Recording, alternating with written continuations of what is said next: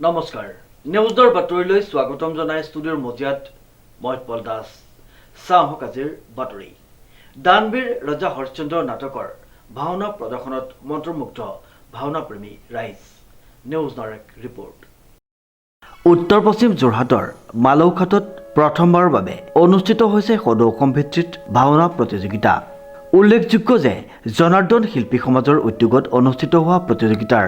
দ্বিতীয় দিনা পুলিবৰ ভাটেমৰাৰ চক্ৰপাণী সাংস্কৃতিক গোষ্ঠীৰ দ্বাৰা দানবীৰ ৰজা হৰিশ্চন্দ্ৰ নাটকৰ ভাওনা মঞ্চস্থ কৰা হয় গোষ্ঠীৰ শিল্পীসকলৰ সুন্দৰ ভাওনা প্ৰদৰ্শনত ভাওনাপ্ৰেমী ৰাইজ আপ্লুত হোৱাৰ লগতে বহু দৰ্শক ভাওনা উপভোগ কৰি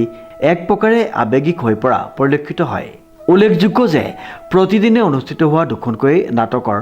ভাওনা প্ৰদৰ্শনত অঞ্চলবাসীৰ লগতে যোৰহাটৰ বিভিন্ন প্ৰান্তৰ ভাওনাপ্ৰেমী ৰাইজ উপস্থিত থাকি ভাওনা উপভোগ কৰিছে এই প্ৰতিযোগিতা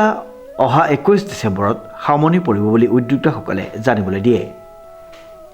যোৰহাটৰ পৰা প্ৰকাণ্ড গায়নৰ ৰিপৰ্ট নিউজ নাও